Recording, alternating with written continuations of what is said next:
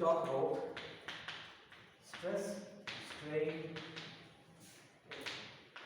curve. Okay, stress strain curve. So already we have seen this some aspect in Hooke's law. We are going to discuss about it in a little bit more detail. If you try to plot a graph between strain and stress, okay, the graph is something like this. I am taking any particular material, some metal I am taking. The graph is like the usual pattern is like this. This can be drawn in much more detail actually, but a broader way the graph is like this. Okay. So up to, if you see this graph, when the stress is increasing, the strain is also increasing up to certain stage, and there is a linear variation going on.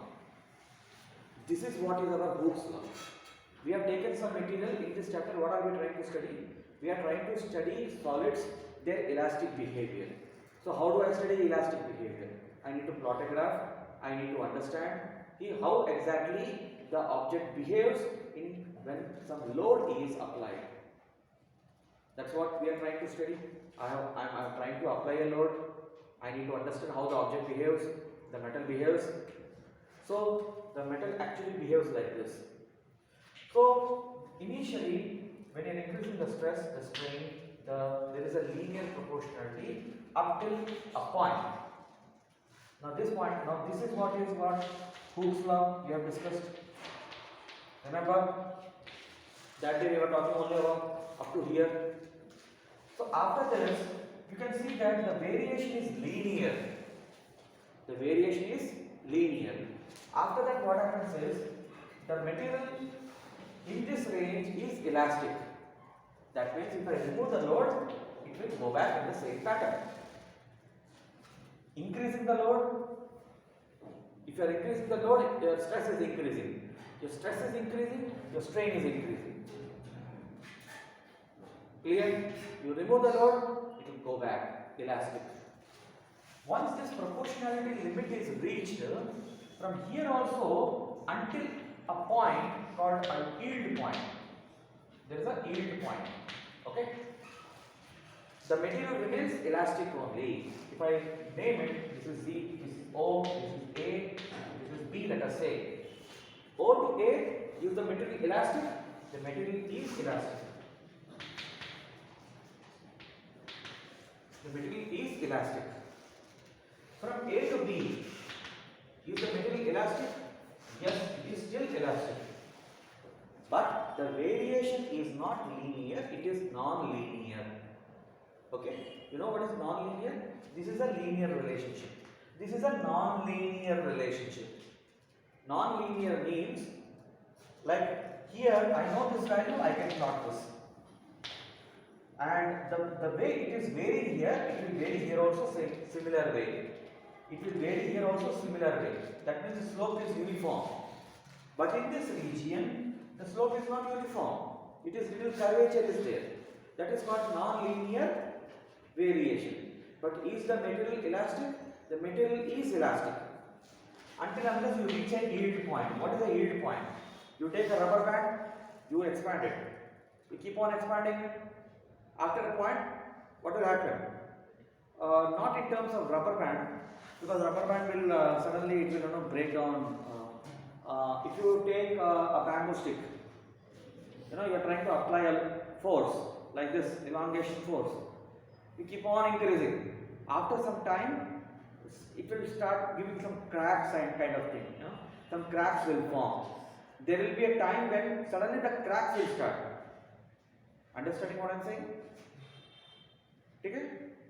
So that formation is called yield. Clear now? So until here also the material was elastic. Further, if you increase the stress, the strain increases enormously.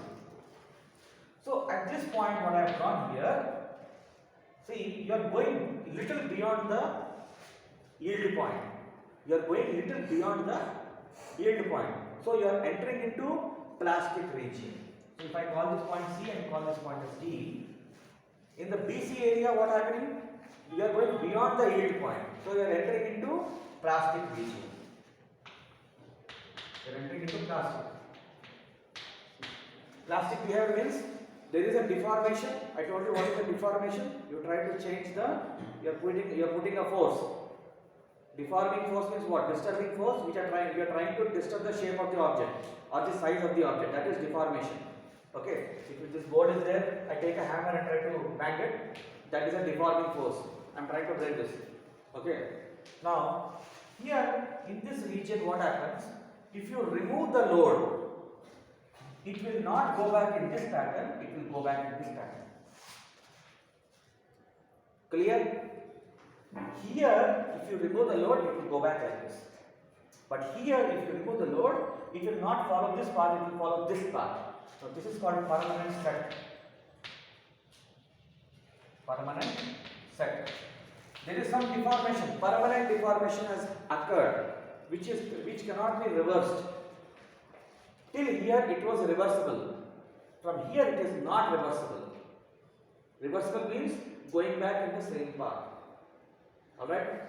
So you have entered into plastic region now. So beyond this point, what happens is, with a little change in stress, the change in strain is enormous. The change in strain is enormous. Change in strain means what? Large amount of change in length. Large amount of change in length, which is visible to eye also. So, still if you increase the stress, what happens is at some point the material will break down. It will break into two pieces. The important area is this area for glass door and objects. So, this is the shape of stress-strain relationship for any ductile material. There are two types of material: brittle material, ductile material. Okay, brittle and ductile. What is the difference between these two materials means? Brittle, like your glass. If you apply a force on a glass, the glass will break instantaneously.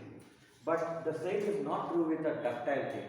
If you take steel, okay, if you are trying to break it by applying a force or something, elongating force, it will not break down immediately.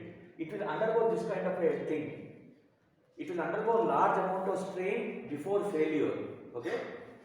It will last long. More simpler language. Okay? So that type of materials are called ductile. Now ductile and brittle are little relative also. When you take two ductile materials, we say which one is relatively more ductile, which is relatively less ductile. But ductile and brittle cannot be clubbed together. A brittle material is a brittle material only. There are some specific type of materials like glass, ceramics, they just break down. But there are metals which are ductile, they follow this pattern. So stress strain curve, you should be able to write this. This is the concept behind the stress strain curve of any material and ductile material.